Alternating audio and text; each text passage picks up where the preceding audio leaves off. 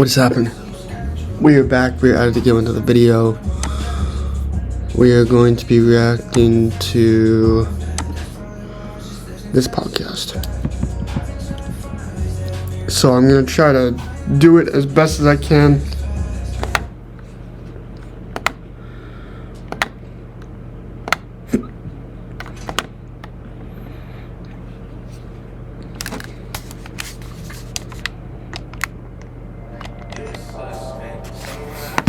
So let's get this show on the road. I will try to sum it up within as much as I can. I'm trying to get at least a good hour to 2 hours done. So let's get this shit going. Here we are again. Hard things are hard, that's why they're hard. Another episode. The biggest risk to your future isn't your competition, it's the distractions you insist on keeping in your life. Distractions and unmade fucking decisions. Whatever it is you're trying to achieve, learn, do, you must cast aside, cast a shadow on the distractions that are keeping your life in check, or the habits. When you change that, you change the frame, you change the realm, you change everything. When you throw away the distractions, throw away habits, because they brought you nothing besides just the same thing over and over and over again, which means only you know what needs to get done today, because if it never gets done, it will never get truly done. And through that, whatever these distractions, whatever these habits are, you must cast a shadow on what it is that needs to be cast a shadow on. I've decided I'm just gonna go all in on reaction content, and I'll just do reaction content on reaction content instead of posting on shorts. I did that for 2 days. I did 15 shorts per day, and I was gaining no views. So I'm like, you know what? I'm just gonna do reaction content, and we're just gonna call it good. I'm gonna try to post 15 reaction videos per day. It's gonna be draining, it's gonna be mentally tough, but I have nothing but time on my side. So why don't I waste it by doing things that I love to do? So, apologies, it probably went all black there. That's my fault. But, let's continue. Rather than doing the things you know you should be doing but aren't. People delay doing things they don't like for longer than it takes to do them. And when you delay, when you act as you have all the time in the fucking world, you have no time. You have zero amounts of time. If you want to waste your 20s and your 30s scrolling on your fucking phone, doing nothing, waiting and seeing other people successfully build their businesses, successfully build within themselves, the conversations, the periodically, the whatever it is you want to build, you can fucking build.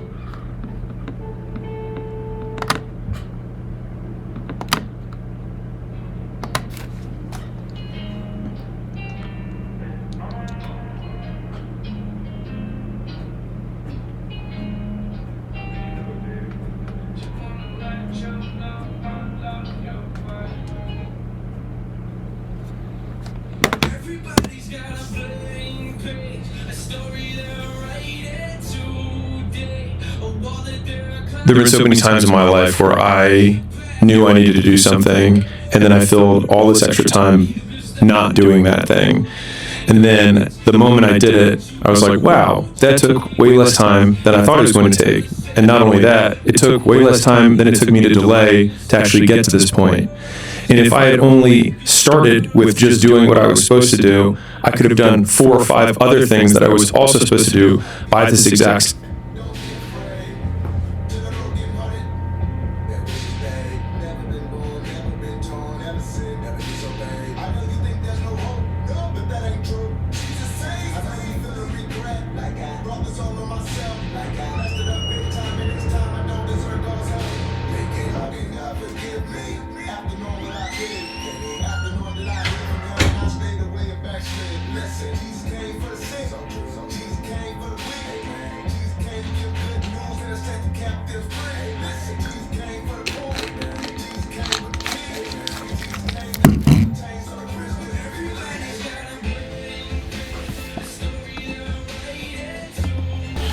Alright, for you all, it was about 1 second, but for me, it was about 5 minutes. I'm going to wait, let people get back to seeing me. I'll give you guys a minute to 2 minutes, and then we will get off to a great start here.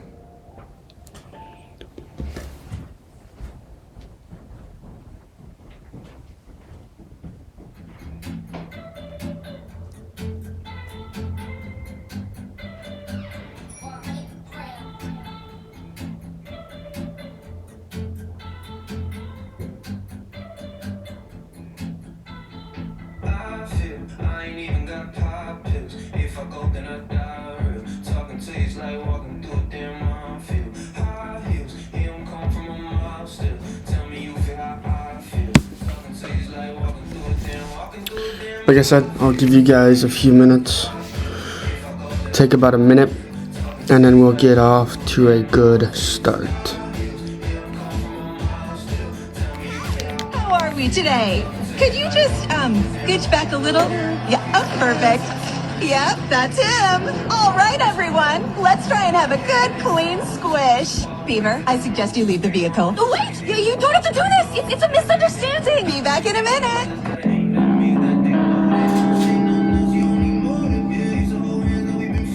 Check out my kid Mirror, the fire, the light, the wire, the alien princess in my alien attire, the energy glass, the supersonic speed. Listen down with the fire. Oh, the yes and check out my kid Mirror. Vodka, tequila, okay. Let's go together. Coconut rum, Everclear. Got a vodka. Woo! Silver rum. Woo! Got another rum. Woo! White claws, guys. A whole kitchen sink. Jungle Chew. Vodka, tequila, okay. I landed here from the U.S. an hour ago. Jet lag. You're not feeling no jet lag. No jet lag.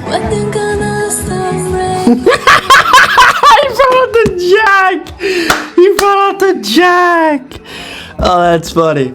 Alright, so I had decided that I'm only going to post reaction content because my other videos aren't doing good. So, I'm going to try to sit through this whole entire podcast. I have nothing better to do besides sit through it. I'm also going to get up earlier tomorrow around like 9:30, 10. So, worst case, I'll just record it tomorrow and then we'll call it good. So I'm going to try to get as much as I can get done today. So let's go. Same point. And so thinking about it from that perspective, I've tried to eliminate as much time between I think I should do this thing and beginning doing it. Because when you eliminate begin doing it versus thinking about doing it, thinking about doing the thing isn't doing the thing. Talking about the thing is not doing the thing. The only thing that is doing the fucking thing is doing the fucking thing. Okay? Okay? Because how stupid do you have to be? Retarded. Retarded dumbass. Retarded dumbass. Apologies. But the truth hurts, motherfucker.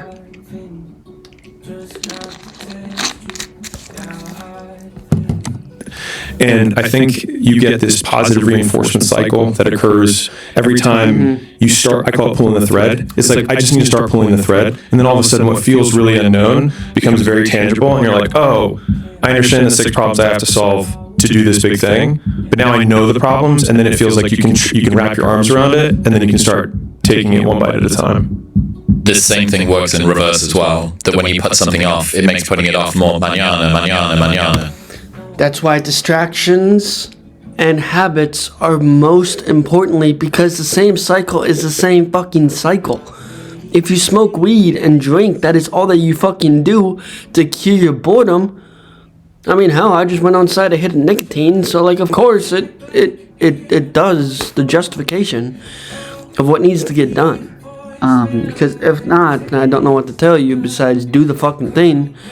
And don't waste time on not doing the fucking thing.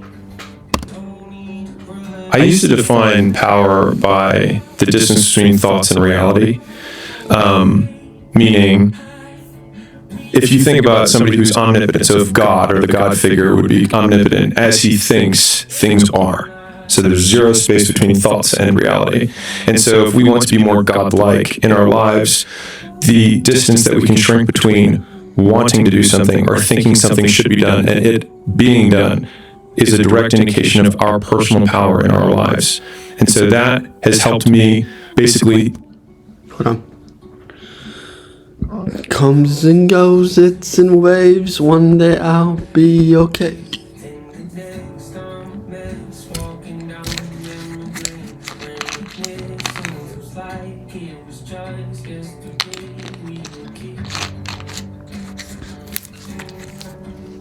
Think, don't be a powerless bitch. Like, just shrink the gap. And I think that's why a lot of my little like personal hacks of waking up and then trying to shrink the time between when I wake up and when I start working, and shrinking the time between one task and the next task. Like, you don't need to take 30 minutes of getting ready to start working. Like, you can just start working, because as soon as you get into it, you start pulling the thread and you're like, You start pulling the thread, you start wanting to do the thing, you start wanting to get the reward after doing the thing. Which, doing the thing for me, that's recording content, that's making the best thing as humanly possible as I can. Because this is my only cold outreach and warm outreach that I have, is this. So like, why don't I just continually on doing reaction content, and then sooner or later I'll make it actually good, and then people will watch the videos, and then sooner or later I'll be sitting here. Sooner or later I'll get hundreds of views, to hopefully thousands, to hopefully 100,000s, because I'm not gonna waste my time on a YouTube short that does nothing, versus this, I get actual views. But that's why I've made up my mind, I'm just gonna do reaction content for the next however many 365 days. Okay. And I won't stop. oh, here it is. And all of the time that I was getting ready to work, I was just using up my best brain power time on things that truly don't move the needle at all. Yeah, I came to call that the productivity rain dance. That you sort of do this weird sacred ritual beforehand. Yeah. And we've spoken about this before, but it's, you know, there are certain things that you can do that will make success or productivity or focus more likely and better. Totally. That doesn't mean you should disregard them. That over-reliance on them makes a very fragile, unrobust way to get into working. Yep. I would delineate the difference between preparation and routine. And so if I'm preparing for a presentation, for example, I might assemble my notes, I might read some stuff about the audience ahead of time, I might read about whoever's, doing the event and learn more about that. I see that as preparation for the thing, which I still see as work. And I think some people, I made a post about how preparation is like everything. I put a lot in preparation. They're like, oh, see, you have a morning routine. I was like, no, I don't need to stand on one foot and do 17 cold plunges and write 6 affirmations, because none of those things are directly related to the work that I'm going to do. So what he's saying is that the work needs to directly correlate or to directly coexist with the thing that you are trying to do. The preparation, the correlation is the same thing, which is why preparation and correlation are the two most important things to do when starting or even thinking about the work. Because, like I said earlier, not doing the work is not doing the work, thinking about it, saying about it. The only thing that is doing the work is doing the fucking work at the end of the day. And so for me, if it's basically preparation is just a stage of the work. And so if I need to prepare to work, then that's fine as long as it's related to the work that I'm going to be doing. Well, we spoke about this yesterday, the difference between focusing on inputs and focusing on outcomes. Right. If you optimize for outcomes, the inputs are always optimized. But if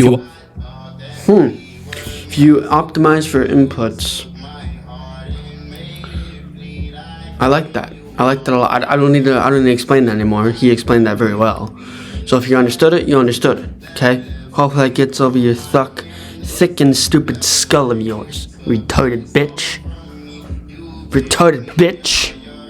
No offense. But nobody watches these videos, so what the fuck?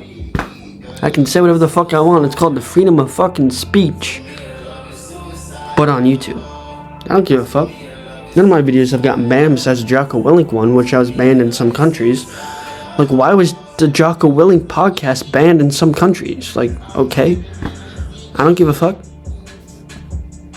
optimize for inputs, what did I actually get done at the end of the day? So the person that does do the productivity rain dance and it takes ages, and everyone's done this. Everyone's got a blank piece of paper in front of them, and they end up washing dishes that they never use, or the weirdest tasks become alluring because of that.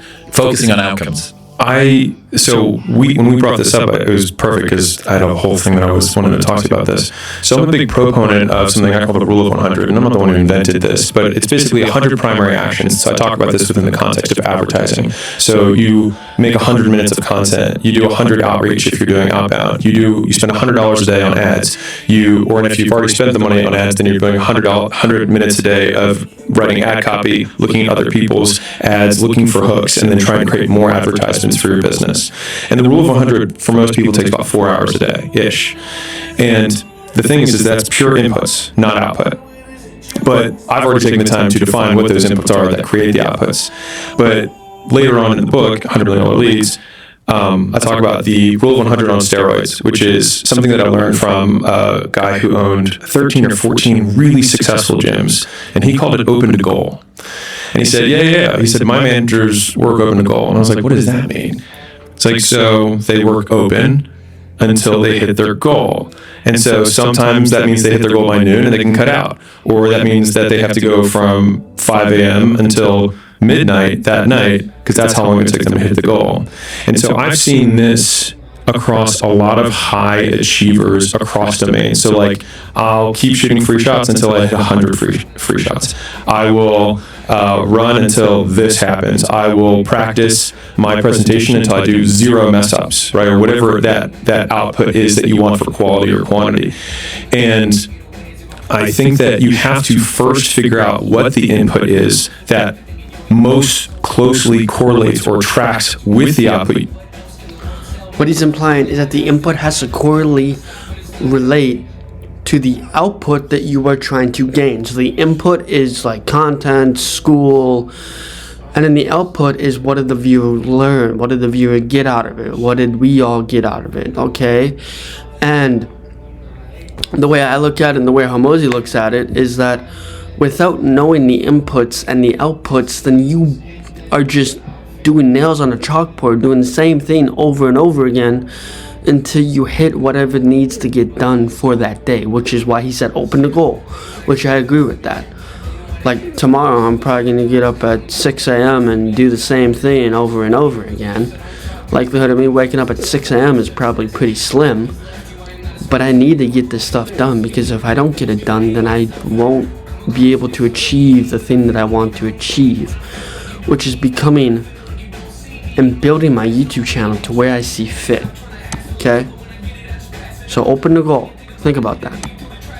You want. And then you jam as much as you possibly can into inputs. Because if I said, hey, go get me 10 customers, somebody, yeah, exactly, you freeze, because it's like, well, what do I do? And so then normally people they skew, like behavior skew. So it's all over the place, it's scattered, it's shotguns, sprays.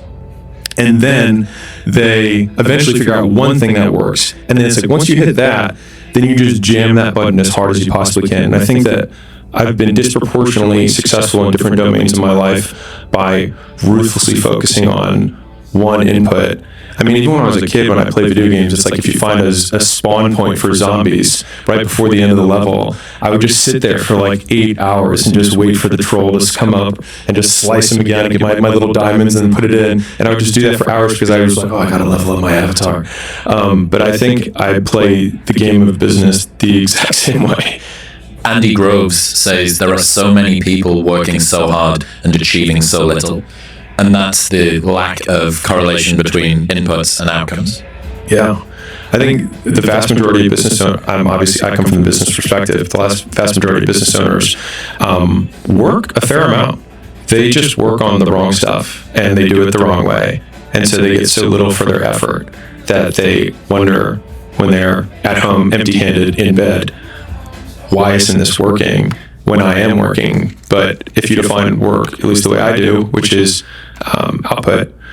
So I define work by output.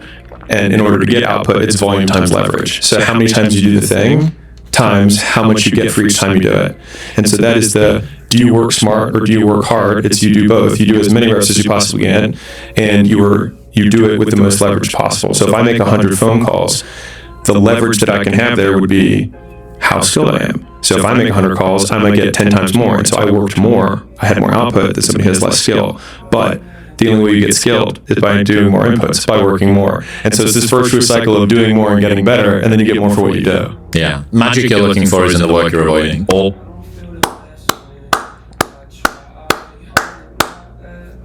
The magic you're working, or fuck me. Hold on, I just need. Making you cry makes me feel like a bad person.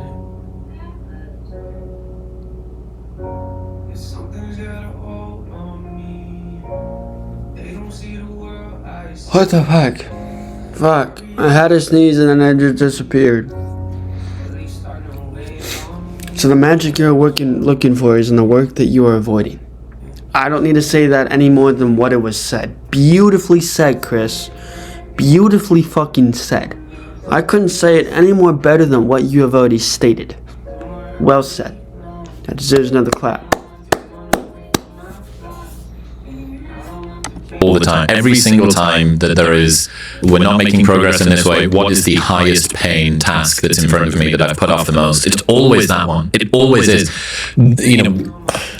After you spend enough time thinking about work and deconstructing the way that you piece your day and your life together, you sometimes believe that the answer is still out there, and what you actually realize is that you've already learned it. And it's like, it's that quote or that insight or that book. It's one of the first books you read, because all of the big insights from productivity and personal development are the lowest hanging fruit. They're the ones that are repeated across the most books because they're the most reliable, scalable, and robust. It's like, I don't need to be looking out there for most of the new insights. They're just shit that I already learned. Yeah, we need to be reminded more than we need to be taught. Navan, the #1 rated business travel platform, lets your team book work travel in one place. Flights, hotels, cars, while... It's one of my favorites. Bad things don't come in threes. Bad things happen, people don't know how to cope, and they allow one bad thing to snowball into more. Bad stuff sucks. The only thing worse is letting one bad thing ruin many good things. I'm glad you found that one. That was one on that list of things that, quotes I wish had gone more viral. The amount of, I think it happens more when you're younger, but, girlfriend breaks up with you. Okay, then you go into work and you sulk because you're distracted, and then you don't do the same level of effort and you're not enthusiastic, and then all of a sudden your work suffers and you get put on a PIP or you get fired, and then now you're fired and you don't have a girlfriend, and then you start gaining weight and you stop going to the gym, and all of a sudden you're like, man, bad things happen in threes. It's like, no, bad things happen all the time, and they only become interrelated if you let it affect your behavior. Mm-hmm. And so fuck, I can't even speak right now. Because if you let it affect your behavior, you don't know what will truly happen. And what will truly happen is the more understanding that needs to get done. Because if it doesn't get done, then I don't know what to tell you besides keep on persevering and keep on doing the same thing over and over and over again. I think the equal opposite of that is thinking, okay, this bad thing occurred. What can I do to decrease the likelihood something else bad occurs in the meantime? And then boiling everything down to activities or the actions that I have to take. And I think about that actually a lot, which is how, like, if you think about it from the power perspective of, okay, something bad happens, how much will it affect my behavior? Well, the person who's indestructible would have something terrible happen and then nothing would change. And I love that. Get better. Exactly, yeah. That's anti-fragility, right? Yeah, the sword of Gryffindor. It only drinks in that which makes it stronger. Fucking Harry Potter reference. Wasn't expecting that. The people don't know how to cope thing, especially with bad stuff, is it does explain why you end up with this weird spiral. Tiny little avalanche pebble at the top, and then this huge sort of over-exaggerated reaction downstream.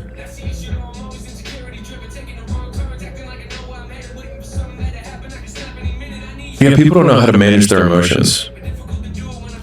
I think the more, at least for me, the more I've tried to create space between how I feel and what I do, the more consistent my outcomes have been. What do you mean? So if I need to create content and I'm not feeling it, or I'm feeling tired, or things like that, the more times I give into that excuse or that feeling, then the more superstitious I become about doing it in the future. Whereas a lot of times if I can just start when I am tired or when something is painful and then still execute about the same as before. I'm going to record this tomorrow, so I'll see you guys tomorrow. Peace. That if I want to accomplish all my goals, then I need to make sure that my inputs are tied as closely as humanly possible to the outcome. If I want to be satisfied, it doesn't matter at all. And so I think it's marrying those two ideas where the perfect world, in my opinion, would be you work as hard as you possibly can because you thought ahead of time what is the input that has the closest correlation with the outcome that I want, and then you put your blinders on and you start digging. We don't rise to the standards we have when others are watching. We fall to the standards we have when no one is watching. Whatever your standards are, increase them. Because without not knowing whatever those standards are, whatever the understanding is, whatever the perception is, then I don't know what to tell you besides have a good life and enjoy today while we get it. Watching. The only work that really matters is the work that no one sees. It shows you who you really are rather than who you say you are. There's this line that I heard David Goggins say on Rogan, and I can't remember who he was saying it to or what he said in response to, but he just said, "I'm David Goggins, bitch."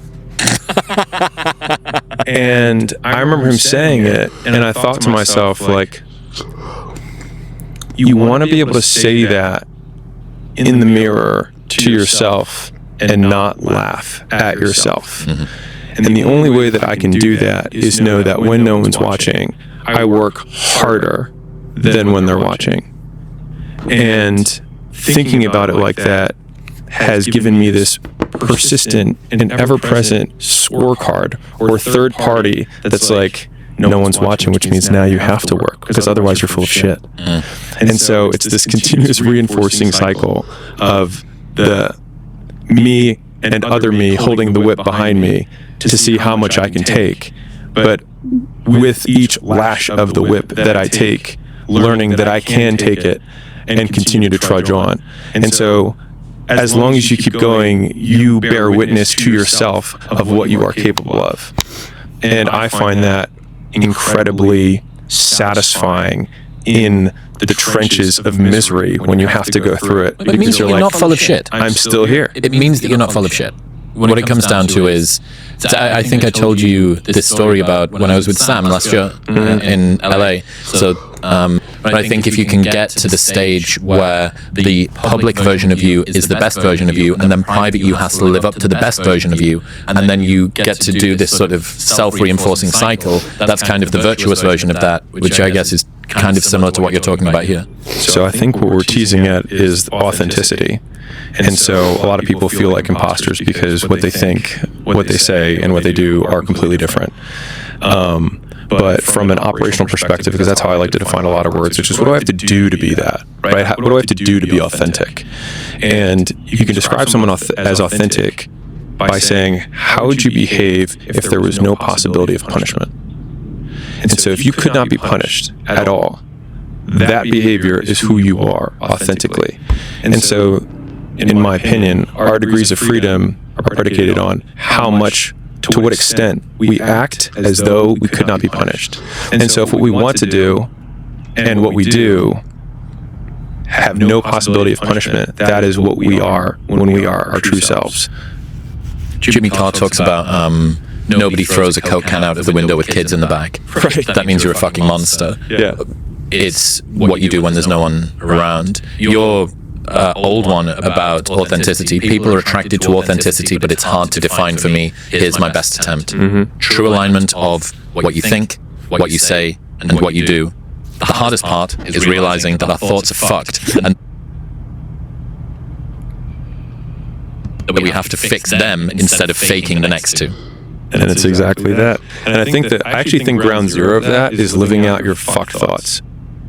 And then slowly trying, like, I think the hardest jump is actually doing and saying what you think. When someone's like, hey, what do you think about this? And you're like, I wasn't paying attention at all. It's like, oh, wow, okay. And so then you basically become, because I think if personal truth of not lying to, if you start by not lying to yourself, and then you start saying those things, then you start not lying to other people. And I think if you can decrease the friction between what you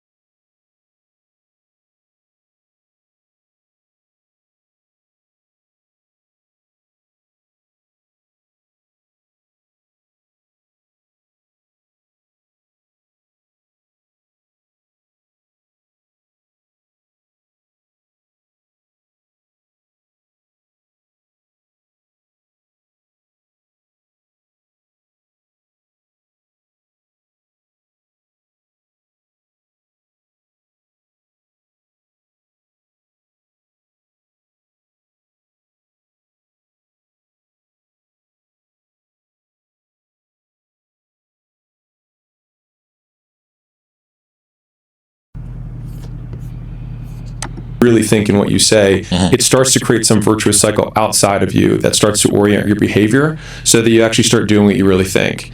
And I have integrity, but in the truest sense, is one of my personal kind of goals. But it's jarring to people when you're just honest, and like really honest. Like, hey, do you want to go to this to Sarah's birthday party? No. And they're like, what do you mean? You busy? I'm like, no, I'm not busy, but I don't want to go.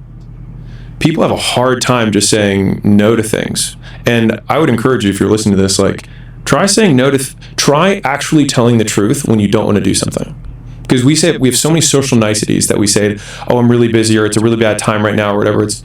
I had somebody the other day, I was with a friend, and I didn't notice that I did this. So sometimes it's nice to have somebody from the outside. And so somebody came up to me, we were looking at a real estate property, and someone knew I was going to be there, and so that guy showed up unannounced or whatever.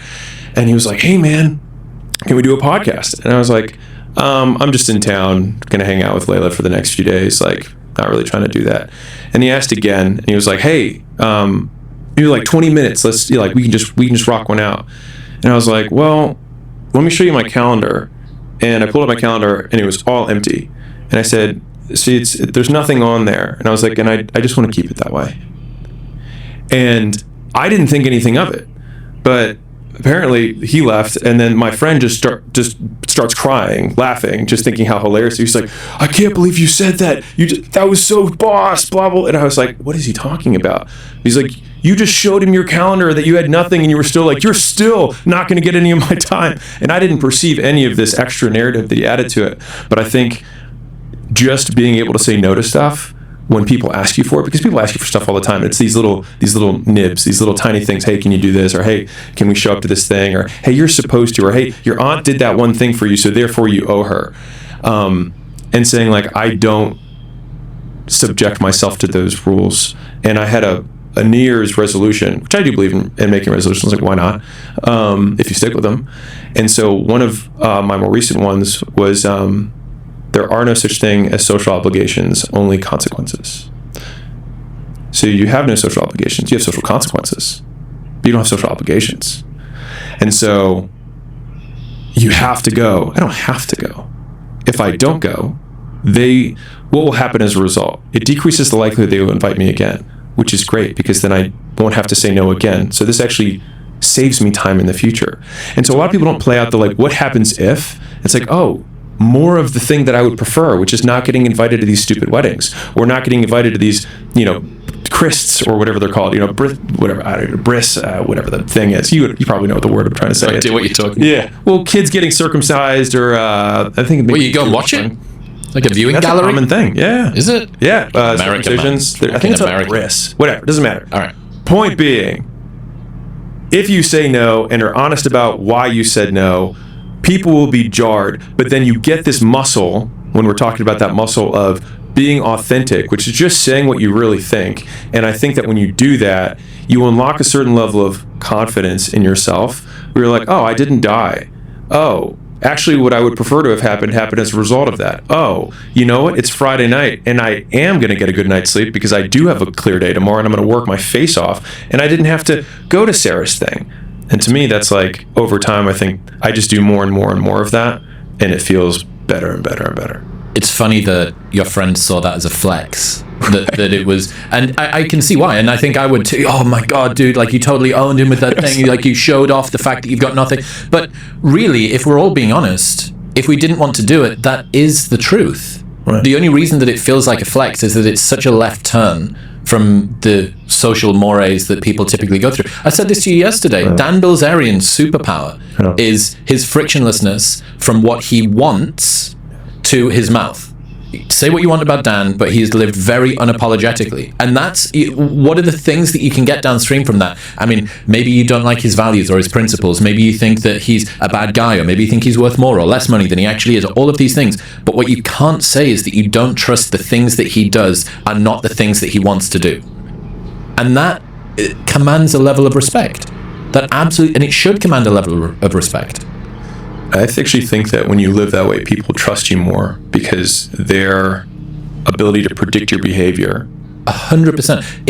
I can't trust your no, how can I trust your yes? Right. And I think when people see you say no and then later say yes, your yes means a lot more. Of course. Because it's the same thing Peterson talks about, that a rabbit can't be good, it just has no choice to be otherwise. You can't, the vicious, I think that some rabbits are a bit like the twats, so you probably can find some that are nasty. You might have heard me say that I took my testosterone from 495 to 1006 last year, and one of the supplements I took throughout that was Tonkat Ali. I first heard Dr. Andrew Huberman talk about these really impressive effects that tons of research was showing, which sounds great until you realize that most supplements don't actually contain what they're advertising. Momentous make the only NSF-certified Tonkat Ali on the planet. That means they're tested so rigorously that even Olympic athletes can use it. Huberman is actually the scientific advisor for Momentous, so if you've ever wondered what supplements he would create or what he really uses himself, this is the answer. Best of all, there is a 30-day money-back guarantee, so you can buy it completely risk-free, use it, and if you do not like it for any reason, they will give you your money back. And they ship internationally. Right now, you can get 20% off everything site-wide, including Tonkat Ali, by going to the link in the description below or heading to livemomentous.com/modern wisdom and using the code modern wisdom at checkout. That's livemomentous.com/modern wisdom and modern wisdom at checkout. If you want revenge for the bad things that have happened in your life, start with the version of you that hasn't lived up to your potential. Lately, seeing to your career depends on how fast you adopt AI. Want to know my secret? It's simple. I work in ClickUp. Your team projects, messages, and files are kept in one workspace, so the work is visible and the priorities are clear. And ClickUp AI has 100% context of your work, so it's an expert for your company and your workloads. When your workspace is this smart, you don't have to work harder to get ahead.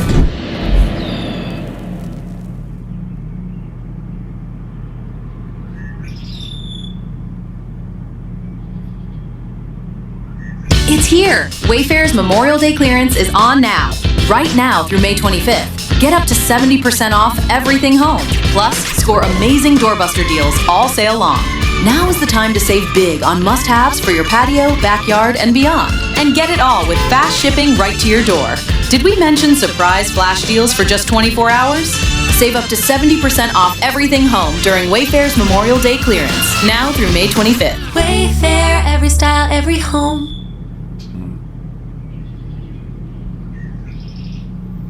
So I think a lot of us have the battle of the other self that we're the lesser version of ourself that we're trying to kill every single day.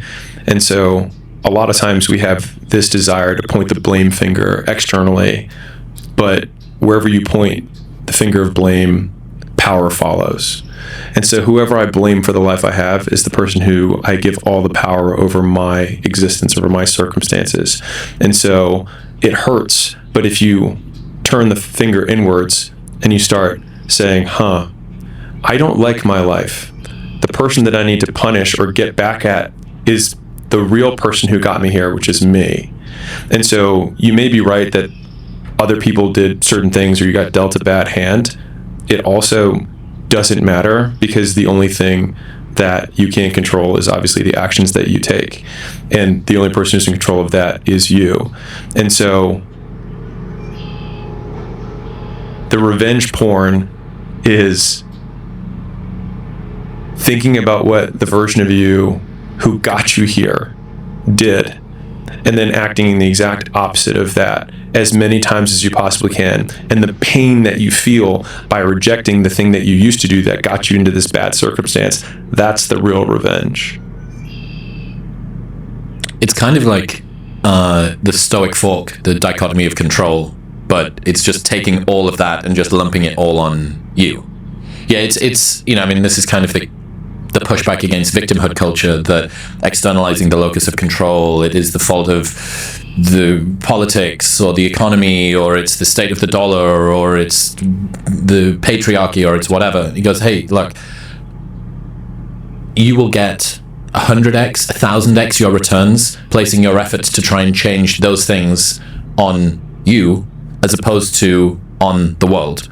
Like, I think basically the best way to move through the world is to see your entire surroundings as immutable and you as mutable. You're the only mutable thing in the entire world. You're the only thing that can change. Everybody else, people, opinions, places, economy, politicians, policies, all of that, none of that's going to change. You can change. That's it. And then maybe some of the other stuff does, and that would be great. It's a really interesting concept. So, do we accept the world and change ourselves, or do we change the world and accept ourselves? And so it's a really interesting dichotomy when you ask the question, because both of those sound right. You're like, I should accept myself and change the world. But on the other hand, you're like, wait, no, I should accept the world and change myself. Yeah. And so, yeah, because they're both pithy. Pithy aphorism porn. Right. And so I think all of it comes down to when you change yourself, you will change the world, because you'll change how you see it. I think as well, when it comes to accepting yourself, do you want to accept you? Do you want to accept a version of you that you shouldn't accept? One that you're not proud of, one that doesn't live up to their word, one whose thoughts, actions, and intentions aren't aligned fully. You go, well, I mean, I can, but I don't particularly feel good about that. That feels like the higher version of me, the potential version of me that I want to live up to is, I'm sort of derogating them, that this isn't really the tribute to them that it should be. And yeah, that's why the self-acceptance movement, that's why people feel icky about it. People feel icky about the self-acceptance movement because they know that people are accepting a version of themselves which is falling short from what it could be. I would say that they're not accepting themselves in saying that they accept themselves. So if I say, is there a version of yourself that's better than you are right now? And most people hopefully would say yes. It's like, great, accept that person. And I think that, to me, when we talk about the authenticity, accepting yourself is accepting the ideal that we can live up to. And that is what we accept, not the shitty version of that we are today. And I think that marries both sides of the argument. Jimmy Carr broke my brain with this one. Everyone is jealous of what you've got. No one is jealous of how you got it. I love that quote. My God. People see the trophies, but not the training ground. Everybody wants the view, but no one wants the climb. I love it. But the people who win love the climb. And the real mountain has no peak. And so the view is always present the whole way up the climb. And it seems to me, to push back there, it seems to me like a lot of the time you're head down, the pleasure comes from the climb, not the view. Sure. For you. Again, maybe sort of non-typically constructed from a psychological perspective.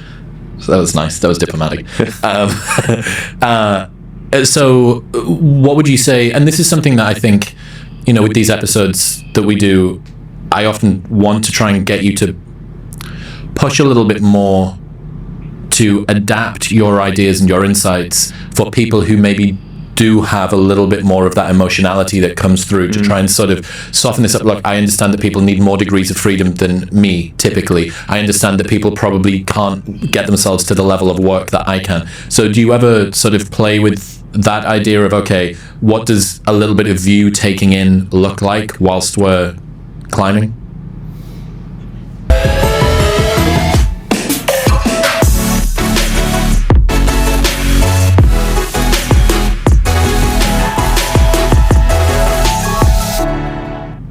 For 125 years, Firestone has been building tires with one thing in mind: delivering dependable, durable products that last.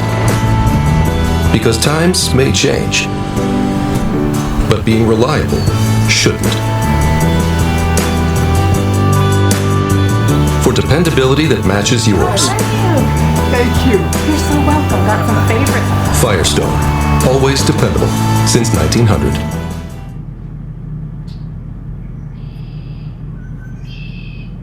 I think a lot of the discontent comes from the judgment people have about what they should or should not do along the way. And so they take my description as prescription for what they should do. So I describe my life and then people think I'm prescribing what they should do, and it couldn't be further from the truth. If you want to take a break at every 2 steps and take in the view, do it. I mean, in 4 generations, no one will remember your name. And so enjoy the view if you feel like it. I just happen to enjoy how much I can see that I can do. That's what I enjoy. And I feel like I am most present when I work. And so I'm not going to go into work-life balance, whatever, because we already know where that conversation goes. But people have a harder time accepting that someone can just work all the time and truly love it. And I define that by there's nothing else I would rather do at any time. And so for me, I feel like I exercise absolute freedom in my life. And freedom is reinforcing for all species. Dogs, cows, fish, humans. Freedom is one of the most positively reinforcing thing that people have, that everyone wants freedom. Everybody wants to be able to say fuck you. Right. But once you say fuck you have to do something, because you can't just stand there and saying fuck you over and over again for hours for the rest of your life. You start to do something, and that thing that you choose to do after you say fuck you is what you want to do. That's an interesting point. So there are certain things that you have to do to get to the point where you don't have to do things you don't want to do. And then when you're liberated, there is a whole new challenge now, because it's a completely blank map where you have to actually define that. That's one of the things, about working for yourself. There's a lot of derogation about 9-to-5s and university education and kind of the typical track and stuff. Like, bro, you should be very cautious about criticizing people that have more normal salaried 9-to-5 jobs, because I look at most of my friends and they can't not take their work home with them. So for certain psychological makeups, who's more free? The person that actually gets to shut their work laptop at 5 p.m. In France, they've got this new policy now where you can't email staff after, I think it's maybe 5 p.m. or 6 p.m. at night in certain businesses to try and sort of enforce this work-life balance and stuff like that. So for certain people, you're shaking your head. What's your problem? I mean, my first thought was, well, France just took its irrelevant economy and just made it less relevant. And secondarily, the person who made that rule is somebody who fundamentally doesn't understand human behavior. So if they were to pass that rule for me, then what they did is they actually made my life worse. This was the thing when Elon took over Twitter. So it's one of my favorite stories over the last couple of years. Elon buys Twitter. Elon finds out that 80% of the staff base just drink smoothies and go on hot girl walks all day. And he fires them. Yeah. And says, this team, it was him and a bunch of Asian dudes, selfie, and he says, this is the team that's going to run Twitter now. And he puts, I think, a job posting out, maybe on Twitter, and he says, I want people who want to work harder than they ever have on the most difficult problems in the world, and blah, blah, blah, blah, blah. And he got tons of shit for it, and they said, this is a regressive policy for industry, this is taking people back to sending kids up the chimneys, and so on and so forth. And it's just a complete failure of theory of mind that there are people out there for whom that is the job advert. I want to work harder than I ever have on the most difficult problems in the world at an intensity that would kill most people, because that's where I derive pleasure and satisfaction from. That's the best situation that I could hope for. And trying to take your model of, well, yeah, but what about my maternity leave? And yeah, but what about, jeans Fridays? And yeah, but what about, hot girl walks? All of that is that those are things that people don't want. Adding those in gets in the way of the thing that they do want.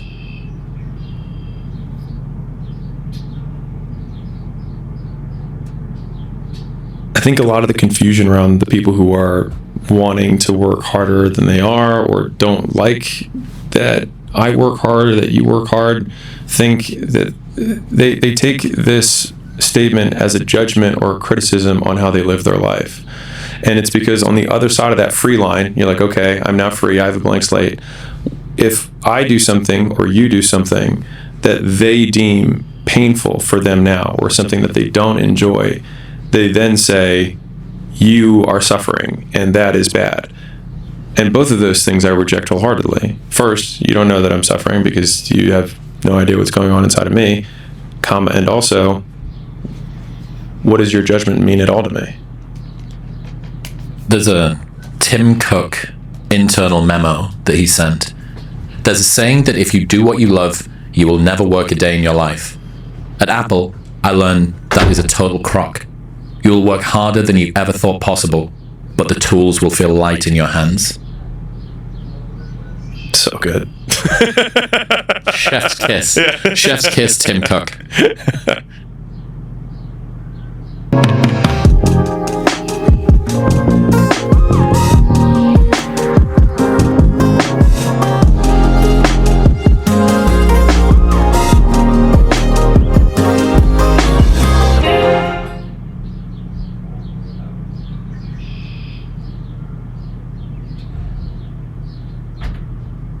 Link is your smart wallet for fast, secure payments that keeps you comfortably in control. I feel like you crushed that one.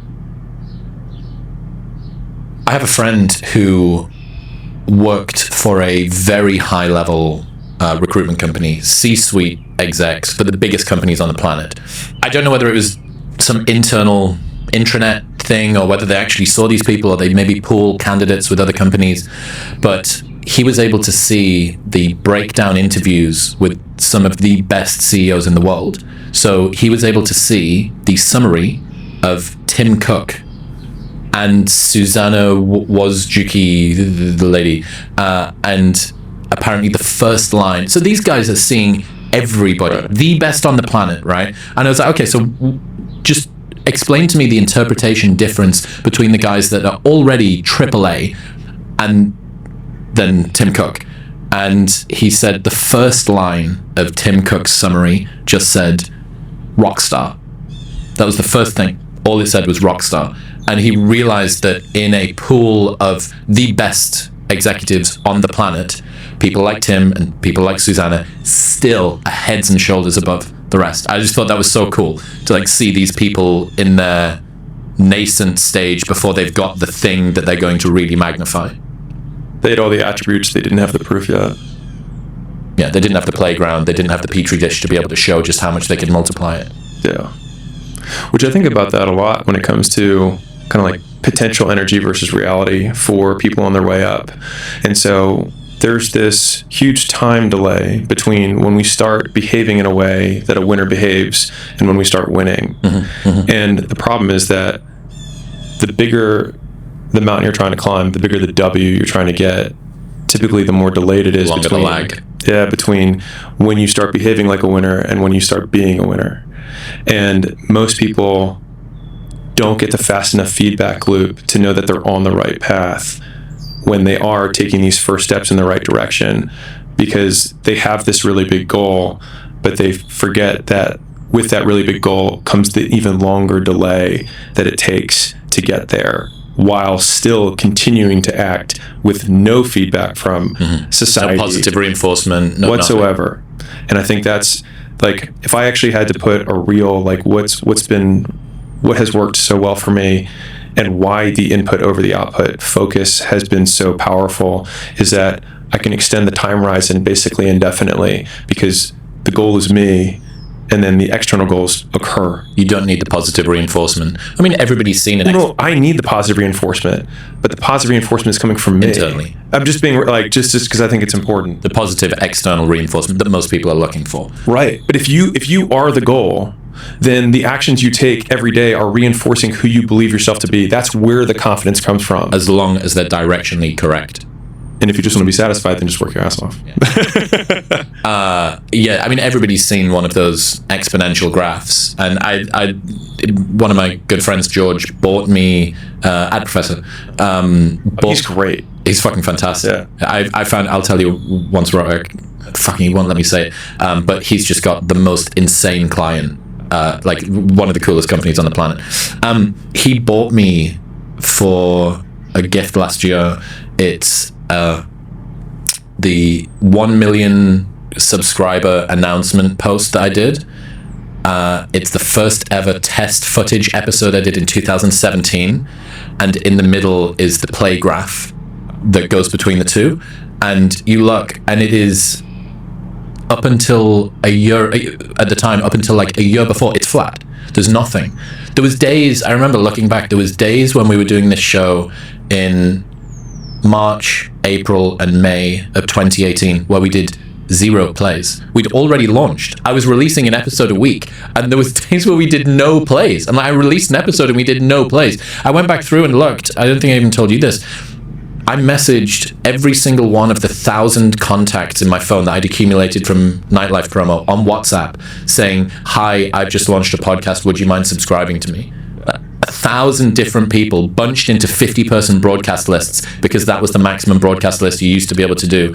And I was the most ground floor door-to-door sales to try and accumulate an audience, and it just keeps happening. There's no presuming that you keep on going exponentially. It makes every previous version paltry, and being able to continue doing something without seeing the results of your work is one of the best competitive advantages, because everybody else is feeling the same discomfort that you are.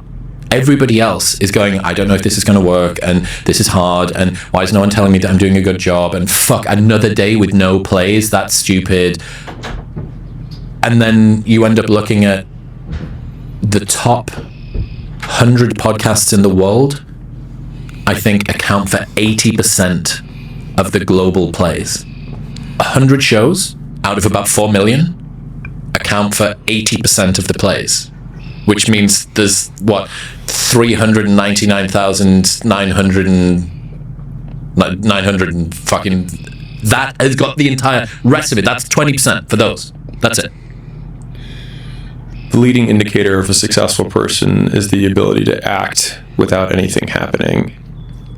And when you continue down that path, it happens slower than you expect and then faster than you can imagine. Mm-hmm. And I think that's the part that everyone misses, is they expect the faster than they can imagine, and they imagine really big. And so then their expectations are really big, really fast, but they take the intensity and they don't apply it to a timeline that's appropriate.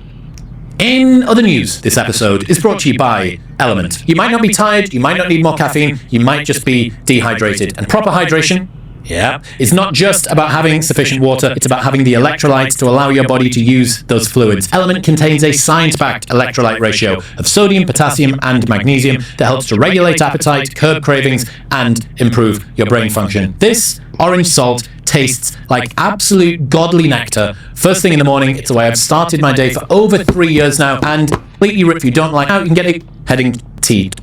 Why I hate being around negative people. Being an asshole is a weak person's idea of strength. Complaining is their connection. Never let yourself be held back by other people's fears. People criticize what they were afraid to do themselves because bold action reminds them of their own inaction. If you're afraid to be criticized, why do you care about the opinions of those who are too timid to do it themselves? If you are the criticizer, does tearing down someone who has the courage you lack make you better?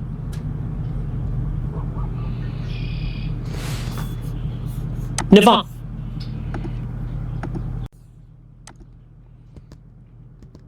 The #1 rated business travel platform lets your team book work travel in one place. Flights, hotels, cars,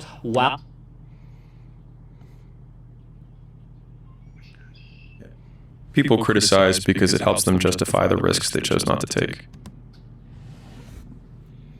And if you allow the criticism, their understanding, their belief, the only thing that can ruin them is the success and is the proof that you know that you have factually won and factually have gotten it. That's the only thing that can criticize them.